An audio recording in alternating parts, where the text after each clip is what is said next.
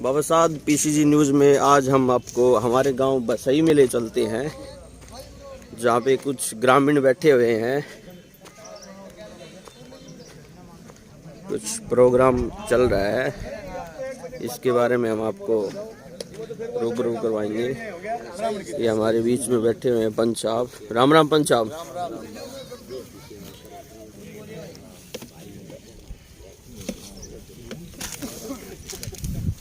बैठ जाओ सर। अपना बाबा साहब पीसीजी न्यूज़ में आपका स्वागत करता हूँ। अपने सेठ जैसे परसोत्तम दास जी का आज जो रस्म है हमें सुनने में आ रहा है, तो इस बारे में बताओ किस तरह के प्रतिष्ठित व्यक्ति थे ये, और समाज जो सेवाएं हैं किस प्रकार से कि इनके जो व्यक्तित्व है इसके बारे में आप जन्म से लेके और जो आज काज रस्म है उसके बारे में बताओ। बात ऐसी है जी, आपका बड़ा धन्यवाद। जी जन्म से तो नहीं जाना, पर मेरी उम्र में मेरे 52 को जन्म से जी, जब से मेरी याद हुई है हमेशा सार्वजनिक काम, जोड़, तालाब, धर्मशाला, मतलब जो काम के प्रोग्रेस करना में इनका अहम रोल जी। फिर इन्होंने गौशाला ये बाबा जयराम दास वाली थी, कहाँ पे? उड़ाना वाली। इनके नीम के पत्थर थे। अच्छा। दूर तक वो तूड़ी ताड़ी खुआना में जो भी काम मतलब सार्वजनिक में अहम थे। जोड़, तालाब, मतलब जहाँ भी सार्वजनिक काम था, धार्मिक और सार्वजनिक, अग्रसेन तक भी ये मीटिंग कराया करता, उसमें भी लाखों रुपया देखा है। अच्छा जी। मतलब एक गांव को चलो वो वर्द था, पर वो सामाजिक आदमी था, समाज को नुकसान हुआ। अग्रवाल कमेटी का सदस्य और अग्रवाल कमेटी का सदस्य भी होगा, ये तो मन नहीं, पर मतलब धार्मिक आदमी, सामाजिक आदमी बहुत ही बढ़िया था। ये मंदिर और ये सभी उनकी देन, बड़े अपने भक्ति भाव में भी, गौ सेवा में भी जी। जोड़ छटवाया करता पहले, पर जब भी आगे कोई बाबा जी को आश्रम, मतलब यूं सजी समाज सेविक था, समाज बस सही के लिए के अवतार ही समझो। अवतार। तो कितनी एज थी सर इनकी, कितनी उम्र के लगभग ये बताओ? डॉक्टर 80 साल करीब। अभी हमारे बीच में एक सज्जन और भी हैं, उनसे भी हम आपको रूबरू कराएंगे। नमस्कार जी। नमस्कार जी। ये अपने सेठ परसोत्तम दास जी थे, इनके बारे में बताओ, ये कितनी एज के हो गए थे और कितने? 88 साल के आसपास हो गए थे। 88 साल के। तो इनकी जीवनी के बारे में आप भी बताओ, कुछ विशेष जो बातें हैं इनके जीवन काल की, वो अहम पल बताओ जिसमें आप उस दिन को याद करोगे। आप उनके क्या हो? मैं उनका लड़का हूँ, छोटा। आप उनके मुकेश कुमार नाम है मेरा। अच्छा अच्छा। तो आपके पिताजी थे? मेरे पिताजी थे। बताइए उनके बारे में। ऐसा है, वो हमारे दादाजी की इकलौती संतान थी जी। और आज उनके 50 परिवार में जो है, अच्छा, बेटे पोते रोते वगैरह हैं। अच्छा। उन्होंने अपनी जिंदगी में अच्छे अच्छे काम करवाए। अच्छा। मंदिर का पूर्ण निर्माण जी। और ये तालाब जोड़ का कई बार डंडा करवाया। अच्छा जी। और खुडाना गौशाला में पंच साहब ने बताई विशेष योगदान था। जब अकाल का टाइम आता तो वो दादरी से, कभी जिंदगी में ट्रैक्टर में नहीं बैठे जी, लेकिन दादरी से गंडे के जो छोल होता है उसको लेके ट्रैक्टर में आते हुए, कदे रास्ता में कोई इसको उतारना ले, और उसको कटवाते गौशाला में घेर के आते, वृद्ध होते हुए भी। बिल्कुल। और कोई भी गांव में पंचायत होती, कोई गांव में बात होती, तो उनको सबसे पहले बुलाया जाता। और कभी न्याय की बात करते थे, कभी बिना न्याय की बात नहीं थी, ना किसी से डर भय उनको था कभी। बिल्कुल। चाहे कोई किसी तगड़ा आदमी हो, कभी किसी से भय नहीं मानने उन्होंने। हाँ। जो न्याय की बातें वो सदा करते रहते थे। और बड़े जागीरदार थे गांव के सबसे जी। हाँ, तो उन्होंने अपनी जिंदगी में अच्छे काम किया। कभी किसी से गलत होता तो तुरंत मुंह पर कहते, कभी नू नहीं कहा मैं भय मान के नू कह दूं। पक्षपात नहीं करते थे कभी भी, किसी से कोई पक्षपात नहीं। बिल्कुल बिल्कुल। तो सर मैं एक सवाल पूछना चाहूंगा, क्या उनके जो पद चिन्ह है उन पे भी ये परिवार चलने की कोशिश करेगा? देखो, कोशिश तो करेंगे, बाकी उनके पे चला जाए, वो तो महान हस्ती थी। बिल्कुल। गांव की हम नहीं कहते, बात सारा गांव ही कहे। बिल्कुल बिल्कुल बिल्कुल। जब तक जिए, एकादशी का दिन था जिस दिन उन्होंने प्राण दिए। अच्छा। सुबह 6 बजे की बात है। अच्छा। शुक्रवार था और सूर्य उत्तरायण में था। अब ये विद्वान लोग बताते हैं कि भीष्म पितामह 6 महीने तक वो प्राण नहीं दिए उत्तरायण के लिए जी। भीष्म पितामह ने 6 महीने तक प्राण नहीं त्यागे, उत्तरायण नहीं आया सूर्य इतने जी।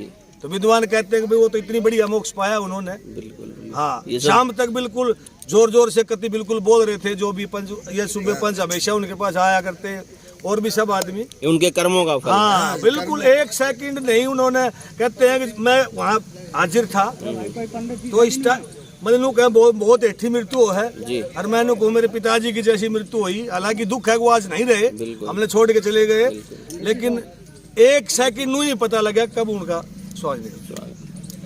बिल्कुल, ये हमारे बीच में थे उनके छोटे बेटे मुकेश जी।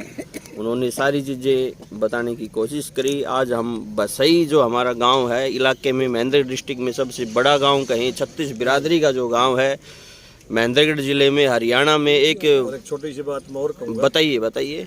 उन्होंने कारोबार में भी आइस फैक्ट्री लगाई जी, तेल मिल लगाई, और जब लोगों को पता नहीं था सबसे पहले वो फवारा सेट लाए थे, तो गोबर गैस प्लांट सबसे पहले लगाया। तो लोग जो है कहते हैं सेठ ने बारिश करवा दी। अच्छा, क्योंकि उस टाइम तो लोगों का अनुभव पता ही नहीं था फवारा सेट है क्या। बिल्कुल बिल्कुल। हाँ, प्रीमियम का आया करता उस टाइम। इंजन गाजियाबाद से लाके लगाया जी। रैट सबसे पहले लगाया, रैट सिस्टम जो होता था पानी के लिए कुआं में, सबसे पहले लगाया गांव में। हाँ, अग्रणी काम करते थे जो भी होता था, सबसे पहले उनको बड़ा चाव था इस चीज का, भाई मैं नया काम करूं। नया काम। तो सुना है सर गौशाला में जैसे वो विशेष रूप से सहयोग हाँ जी, करते हैं। गौओं की मतलब सेवा के लिए जाने 80 साल जाते के कभी तक भी, अब तक भी, जब भी कोई फंक्शन होता, कभी भी MLA साहब प्रधान थे, वो उनके साथ बिल्कुल कोई भी काम होता तो तुरंत गौशाला में जी। और हमारे गांव में भी अभी एक ये हमारे होता क्या पंचपीर का मंदिर था किसी जमाने में हमारी याद से पहले, और वो सब लोग भूल गए थे पंचपीर यहाँ है भी। तो उनको पता था, कुछ लोगों ने कहा अक्षय जी आप होते हो शायद पंचपीर का पुनर्निर्माण हो जाए, नहीं तो नहीं होगा। बिल्कुल। तो कहा भाई तुम सब राजी हो तो मैं करवा देता हूँ। चंदा कराया तुरंत, और वो आज वो मंदिर उन्होंने बनवा दिया, पंचपीर का मंदिर बन गया हमारा। तो सार्वजनिक काम में विशेष रुचि रखते थे, चाहे घर का हो या ना हो। बिल्कुल, ये सेठ जी के बारे में पूरी तरह विस्तार से बताने की कोशिश करी। और भी एक सज्जन है हमारे बीच में, उनसे भी हम आपको रूबरू करवाएंगे।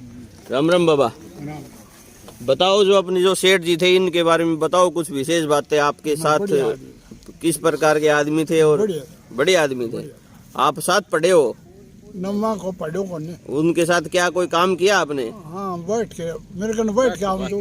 अच्छा पूरे तुम्हारा। अच्छा अच्छा। तो दो घड़ी बैठ के आऊँ तो ता पी जाऊँ तो। क्या नाइट वॉक करते हो? अच्छा अच्छा अच्छा। जी ये कुओं से थोड़ा पानी की पोर छोटे थे, ये पी उन्होंने चालू करवाया उनका निजी कुआं। हमारे बीच में एक वरिष्ठ और भी है, उनसे भी हम आपको मिलवाते हैं। राम राम बाबा। राम राम। अपने जो सेठ जी थे पुरुषोत्तम दास जी, उनके बारे में बताओ कुछ विशेष बातें उनके जीवन की।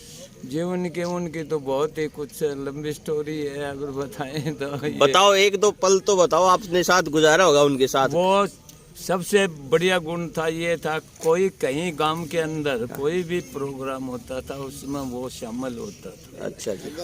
हर जगह जो है ना, कहीं भी आड़ोस पड़ोस में कहीं भी जो काम हुआ वो उस जगहों पर पहुंचता था। उसको बड़ा ज्ञान था जी। हर चीज के मामले में, हर चीज को देखना, और देखेगा उसको ज्ञान पैदा होगा। जो जहाँ जाएगा नहीं उसको क्या मालूम। बिल्कुल। तो इस में सबसे बढ़िया बात वो ये थी, वो गांव के अंदर कोई भी कहीं भी कुछ भी हो रहा है वो वहाँ जाता था। बिल्कुल। और वहाँ जो है ना गाइड भी करता था, बताता भी था। अच्छा अच्छा। तो वो चीजें लुप्त हो नहीं, इतना बढ़िया मतलब कोई तो आजकल मकान बन रहा है किसी का, तो मकान में कोई अरे बना रहा होगा, लेकिन वो जाता था कैसे कहाँ पर आला है, कहाँ पर क्या लगाना है, कहाँ पर क्या लगाना, तो उनको ज्ञान था हर चीज का। यहाँ मंदिर में कोई भी काम मिस्त्री अच्छे से अच्छे आए, लेकिन उन्होंने अपनी मर्जी से जो उनके विचार में वो देखते थे, पूरे दिल्ली भी, कलकत्ता भी, बम्बई भी, हर जगह मतलब हर जगह जाता था। दिल्ली में 15 दिन या 20 दिन से पहले आता नहीं था, वो देखता था कहाँ पर क्या है, कहाँ पर क्या है, वो चीजें यहाँ पर करते।